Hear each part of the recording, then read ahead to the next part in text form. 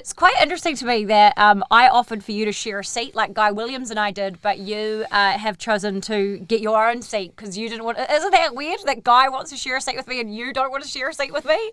I like watching you with Guy, but also there's room for 2 chairs. You could have always had 2 chairs. Could we? We'll never know.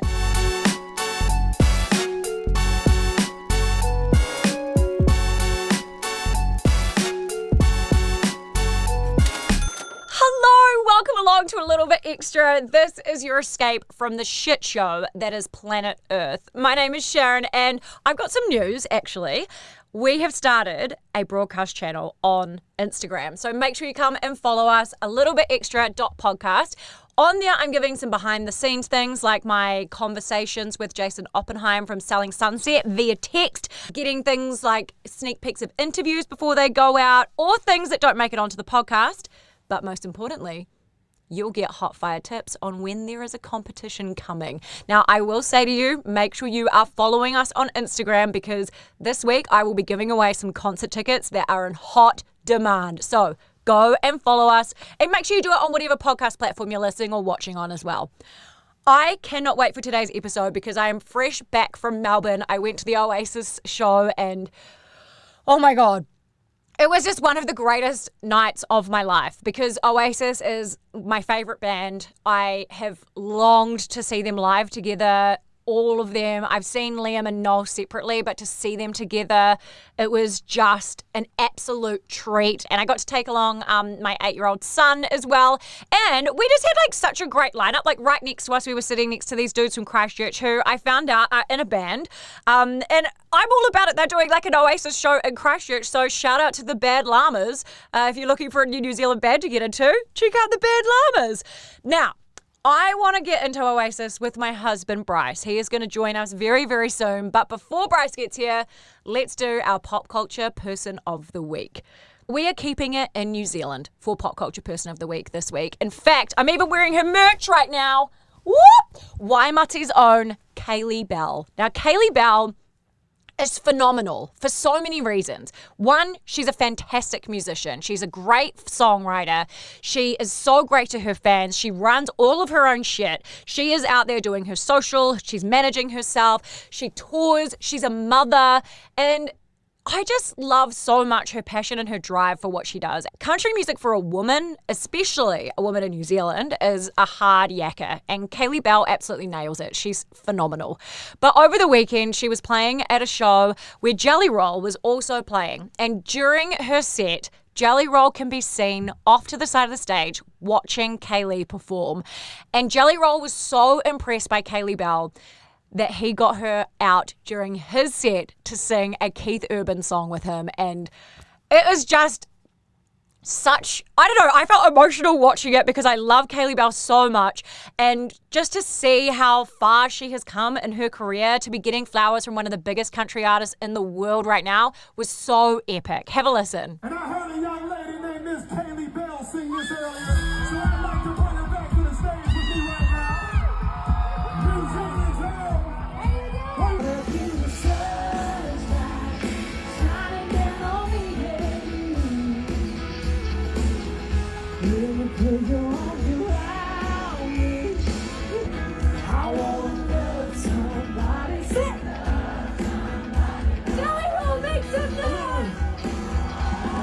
Do you want to know a weird story about Kaylee Bell and I? So Kaylee Bell is from Waimati. I'm from Timaru, and they're about half an hour from each other. But I did live in Waimati for a wee while.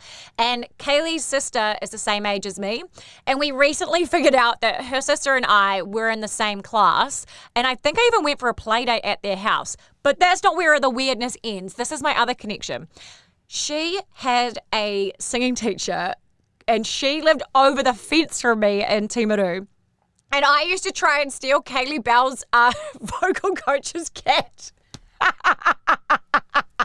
So her vocal coach had these 2 cats called Jess and Jake, and I so desperately wanted a cat, and I would just like go over and I would like feed them milk and like food. I'm a bad person. Like, you're not supposed to feed other people's animals. Like, I don't know what allergies they have. I even went to the point of getting a cat brush so that I could brush their hair when they came over. I made them like little beds and stuff. And these slutty little cats would go between their owner's house and our house, and I just adored them. And it wasn't until I met Kaylee, I was like, wait, who was your vocal coach? And she said her name. I was like, oh my God, I used to steal her cats. Please tell her I'm sorry for stealing her cats. Oh, Jess and Jake, wonderful, wonderful cats. Wonderful, wonderful cats.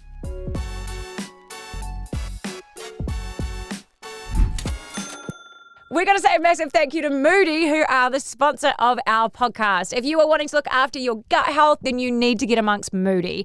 You can get their pre and probiotic sodas in your supermarkets in New Zealand.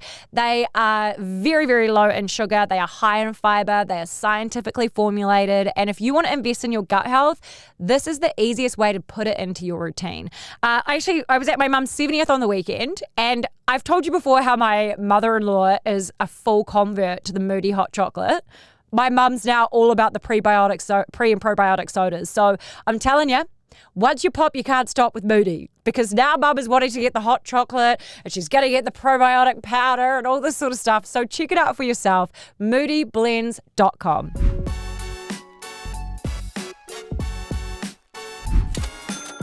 It's quite interesting to me that I offered for you to share a seat like Guy Williams and I did, but you have chosen to get your own seat because you didn't want. Isn't that weird that Guy wants to share a seat with me and you don't want to share a seat with me? I like watching you with Guy, but also there's room for 2 chairs. You could have always had 2 chairs. Could we? We'll never know. So Bryce and I, over the weekend, we took our 8-year-old son to Oasis in Melbourne. It has been our dream to see Oasis together, but to be able to take our son with us as well was absolutely incredible. And so I had to get Bryson to get his thoughts and debrief on Oasis because it was such an unbelievable show. You shed some tears a few times, Bruce. Yeah, there were some man tears that were happening, but I knew there would be. Well, because Oasis obviously mean a lot to us over the years. I never talk when you're this close to my face. Yeah, it was nice. The whole thing made it emotional, though. Obviously, having our little fella there, Tyson, who loves Oasis, and then I knew how excited he was, so watching him really enjoy it. I remember enjoying concerts as a little kid and how powerful music felt to me as a little kid, so to watch Tyson having that same feeling made me emotional. A couple of beers before maybe helped me feel more emotional. Watching everyone else in the crowd be emotional, I'm a real sucker for that. I'll feed off that energy. Just the whole vibe was amazing. Like, I was talking about it today on our show, and they were asking me to use words to describe it, and joyous was, I think, the main word that I could come up with at the time, because it just felt like that. Like, even when you were walking in, everybody was arm in arm and singing, and everyone just seemed in a real positive vibe, you know, with everything else that's going on at the moment. It was nice to have that escape even for a couple of hours. I felt like if we'd lost Tyson for whatever reason, I feel like we would have found him again. Like, yeah, people were all coming up to him and, you know, giving him knuckles and saying g'day, and I could see they were stoked to see a little fella at the concert, and yeah, it just felt like a great vibe. I've been saying it on the podcast that I reckon it's like the Eras tour, but for more the millennial era with cigarettes and alcohol. And it was absolutely that vibe. Like, even when you went to the merch store, there was lines as long as there were for the Eras tour at like the pop-up shops and stuff like that. When you got there, everybody was kind of dressed up in Oasis vibes, and it was just, everyone was positive energy. There was no one being a dickhead, apart from the one guy on the first night of Melbourne that threw a flare-up during Champagne Supernova. And when you see the video of it, and he's kind of just waving it around, and then all of a sudden he just throws it into the crowd with no thought or care, was so crazy. Yeah, reckless, no good, ruin it, giving everyone else a bad name because everybody there was good. Yeah, you can do that. You can throw it with abandon. If it's like a beer, that's acceptable. No. Or we once went to the one-day cricket at Eden Park, and there was the terraces there. The terraces, rest in peace, aren't there anymore. But we would take 2 cooked chickens, 2 cooked chooks, and one cooked chook would be to eat, and the other would be in a wave to throw up the chook, and when it hits people, it explodes. So that's... That is the worst. That is horrific. But you can't do it with a flare. That's That's no good. You can't do it with a cooked chicken. If I got pelted with a cooked chicken at the cricket, I would be absolutely filthy on that. Those people I knew, not me. Yeah. My favourite moment, one of my favourite moments from Oasis was with Tyson, 7-year-old, 8-year-old. Took him to the toilets, and the urinal is obviously a packed environment and somewhat daunting and intimidating for a little fella. So he didn't want to use that. So we'd have to wait for the cubicles.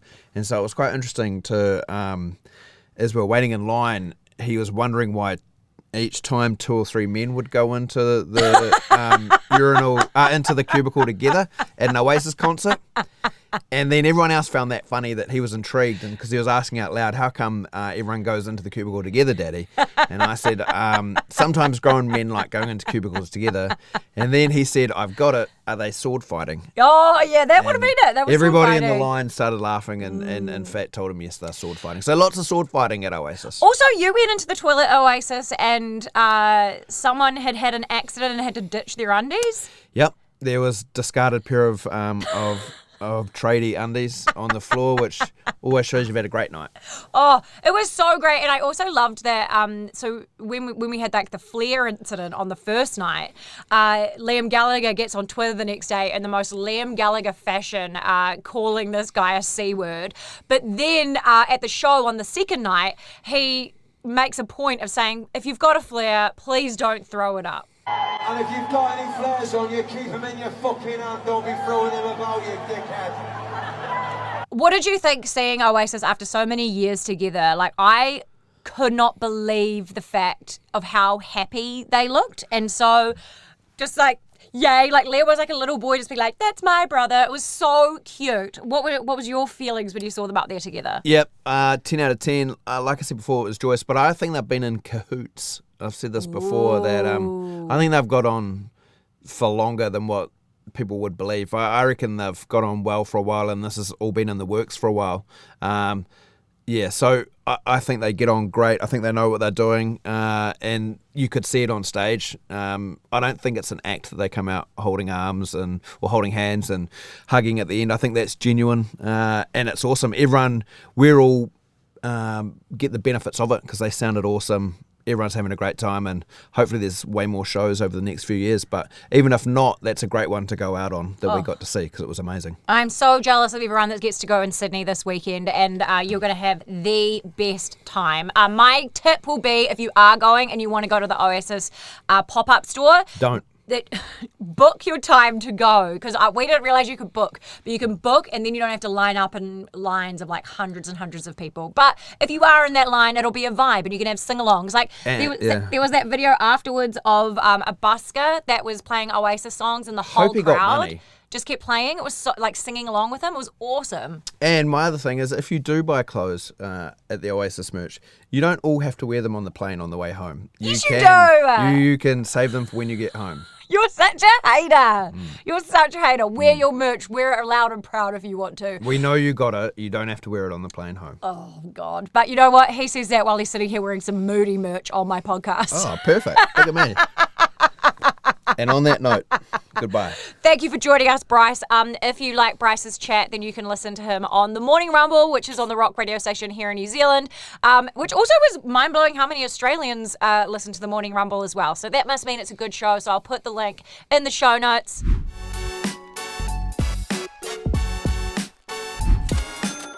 Holy guacamole.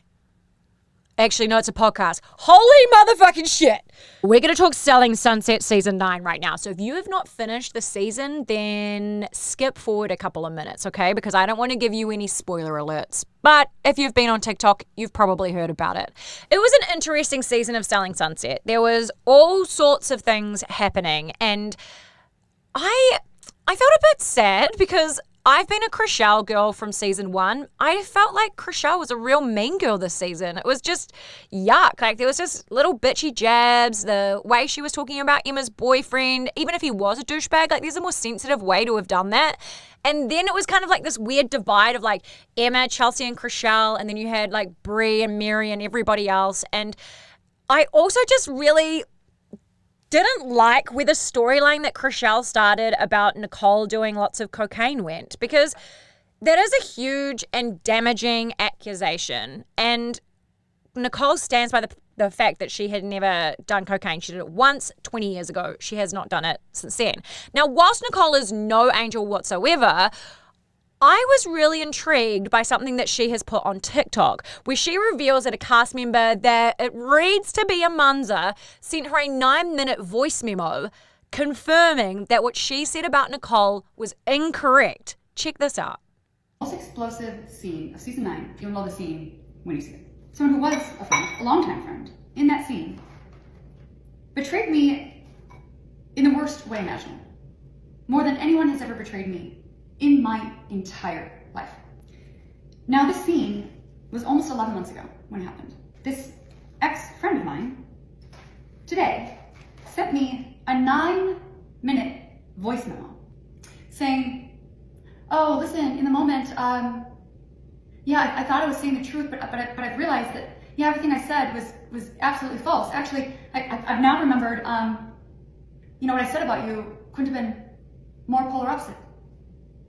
That the thing I accused you of is actually a substance that you have privately and publicly been very open about despising, not wanting anything to do with, and not wanting to be associated with. You've always said, yeah, do your thing, but don't bring that shit around you. Now you remember?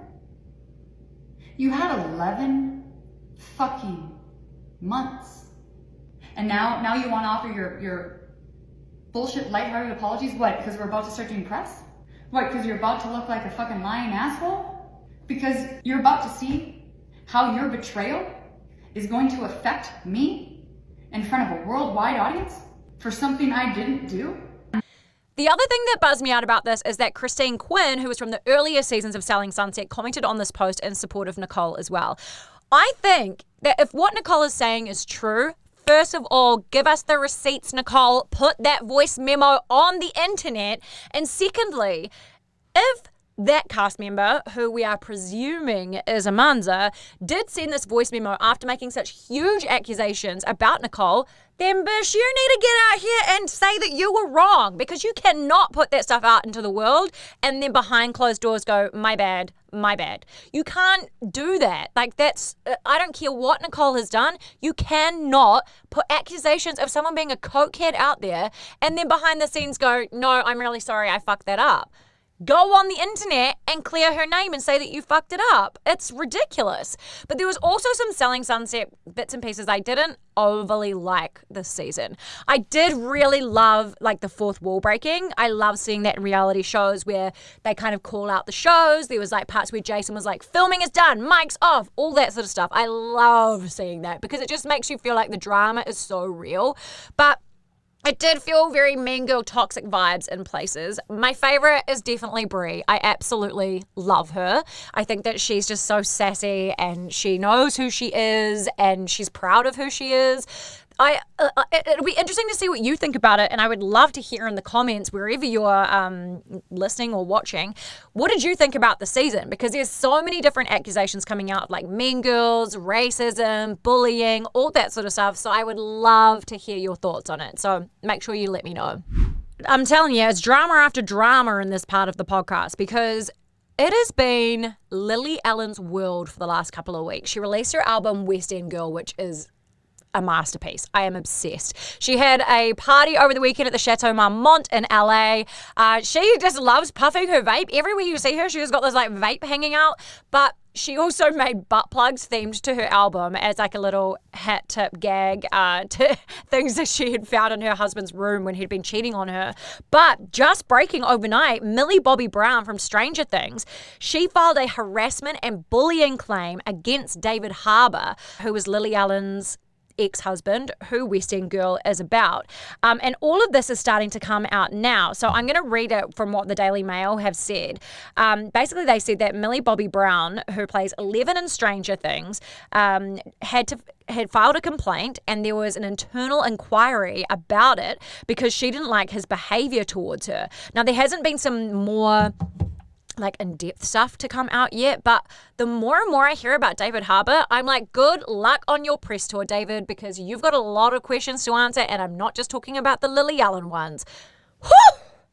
To finish on a positive note, Mariah Carey has officially said it's time. Christmas build-up is officially on. So what I think I love about this the most is that Mariah Carey's Christmas album, people have tried, they will never, ever make a Christmas album as good as Mariah Carey. Like, seriously, that album every single year is number one. And she's been the face of Christmas in pop culture for so long.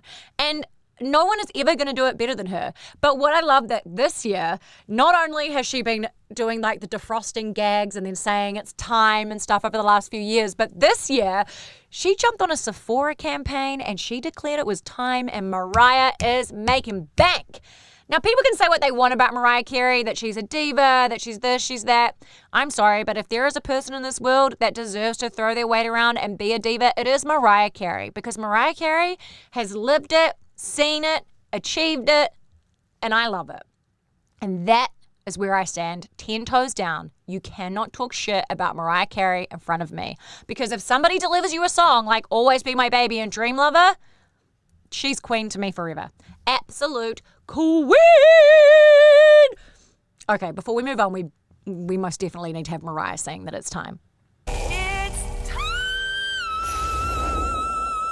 Thank you so much for joining me on the podcast today. I really appreciate it. Make sure you join me on Thursday, because I am pumped for my guest, Edna Swart. If you don't know who Edna Swart is because you didn't watch Boss Babes, if you are not into her skincare by Ed and I, you will be a fan of Edna after you hear this interview on Thursday. She is an entrepreneur, a mother, a really, really great person, and some of the things that she said during this interview have stuck with me and just hit me straight in the core.